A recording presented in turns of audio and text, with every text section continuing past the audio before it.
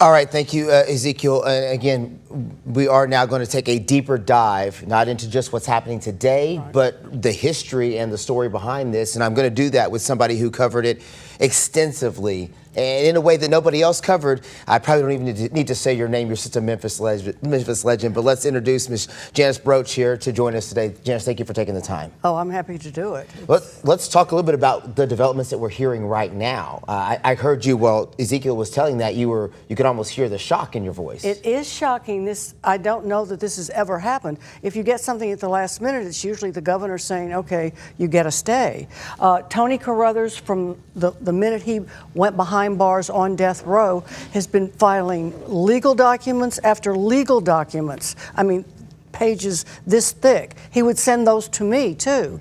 And so I don't know who's behind this, but this is pretty remarkable. Now, you've covered executions before? 3 executions. Yeah, have you ever seen anything like this where they can't get the needle in and that causes a delay and potentially a stay? No, I have never seen that.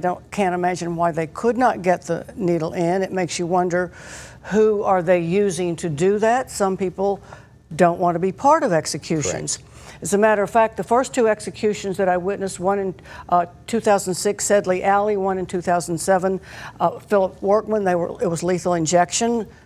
It didn't look like very much. That's generally what executions look like. I did in 2019, Donnie Edward Johnson. That was when the drug company said, no, we don't want you to use our drugs to kill people. And so they made up their own concoction. And Donnie Edward Johnson's death was very different from the other 2. Gotcha. It didn't appear to be very pleasant. Oh, yeah. So let's get back to this case in particular. Okay. And it's a case you covered extensively, to the point where Tony Carruthers would send you letters, as you mentioned, and information via the mail.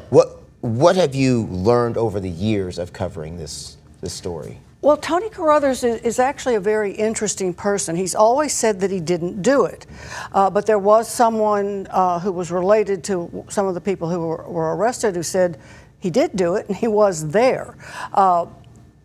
There didn't appear to be anything that put him there that the investigators could say, okay, this is here and this means you did it. Yeah. So he has always said that he didn't do it. And he hasn't stopped. One of his attorneys said that actually he's very intelligent, one of the more intelligent people that he has had. However, Tony Carruthers had maybe 6 attorneys that were court appointed, he didn't have to pay for them, that he got rid of.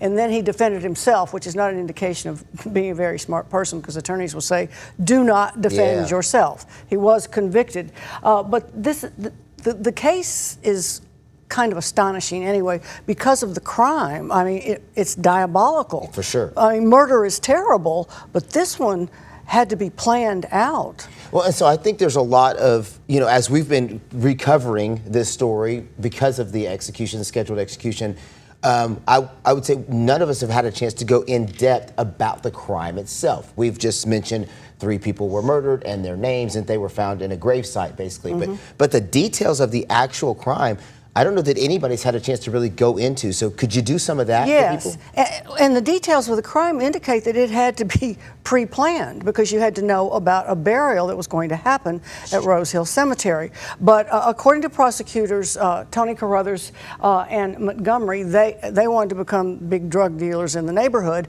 They went to a house where there was a man who was a supposed drug dealer. His friend was there and his mother. And they took them to Rose Hill Cemetery. 2 were shot, 1 was strangled. There was a burial that was supposed to happen the next day. They knew about that. And so they threw them in the hole that was already dug. And actually, unfortunately, according to the medical examiner, the mother was not dead, and so she died from asphyxiation and possibly her injuries as well. So they put dirt over those 3 bodies that they put in the hole. The people come the next day, looks like it's the hole we dug, and they bury the person who was supposed to be buried there.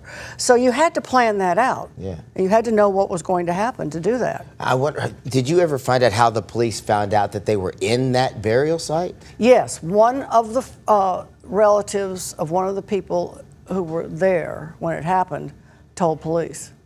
Now, I don't know, it has not been revealed, did that person go to the police? Did the police suspect something and go to that person? But that's how they found out, because otherwise, how would you know? You would never know. Yeah. And so throughout the course of this case, then after he gets convicted, let's go through he represents himself, gets convicted, then he starts a dialogue with you pretty heavily at that point, I'm guessing? Yeah, well, in sending information, because he wanted to be exonerated. He wanted to say, he said, I didn't do it, and these are the documents that I'm filing, and prove it. And at one point I did go to Brushy Mountain, which is closed now, but that's where he's being held on death row, and I interviewed him, and he said, look, I didn't do it. I said, well, you know, these were really pretty gruesome murders. Yeah. And he said, they were, but I wasn't there. So he's always said that he was not. There's been this testing that advocates want tested, saying that it would clear him, but the governor denied that. So at this point, you've got a very strange situation where they're saying they cannot find the vein. Yeah. Today has been a strange turn of events. The execution scheduled at 10 a.m. We were waiting around 10 because traditionally when an execution is scheduled at 10, unless there's a stay that gets announced, it happens pretty much on schedule. Right. Well, generally the executions were late. They were at night. And then you come out, and some people are picked to say what happened, because you have the media as witnesses. Yes. This time it was in the morning, and we hadn't heard anything. No. Yes, we hadn't heard a word. And then we got word after the 10 o'clock hour that the Supreme Court had denied to hear the case. So we did get some verbiage behind that. And then even closer, as we were getting ready to go on air, we did get this emergency stay of execution from his attorneys. So there have been a few developments this morning that have happened that lead us all to wonder what's going to happen next. I'm wondering, and I don't know, has this ever happened in this manner anywhere in the U.S.? I mean, you know, every state, some states have state executions, and some states don't. Yep. So it would be interesting to see if this has ever happened. But I just had this feeling that, and of course, Tony can't control his veins. No. But I was like, Tony's going to do something. I don't know what, but he's going to do something. Yeah. So, in your conversations with him, what was your impression of Tony Carruthers?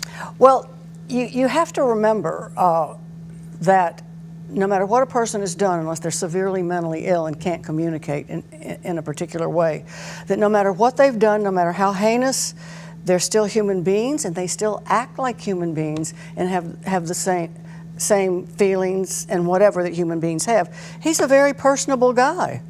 Now, I do remember at the time that he was arrested, there were reporters who were afraid of him, which, I mean, it's not like they let him run around when the reporters were there. But no, was a very personable guy, said he didn't do it, easy to talk with, very articulate, and on death row for 3 incredibly horrible murders. Have you spoken to his family much over the years? So it's really just been communication. It's just been him. And then when he would send you documentation and you would go through it, was your impression that he had potentially a case for a stay or a retrial, or when you would see it, you know, sometimes you would, sometimes it could feel like a desperate plea, right? Or sometimes it feels like, hey, this is a solid argument. Well, throughout a lot of it, I'm not quite sure if the DNA had popped up, and they didn't. You have to have like testing today, which is much better than testing whenever. So you never know with death row. I mean, a lot of times when you get mixed up in the justice system, even if you didn't do it, it's hard to get out. Yes. So I really did not know if he did. I do know that he tried very hard, and you have access to books, all kinds of things when you are in prison and when you're on death row. So he's probably an expert on all of this. Yeah.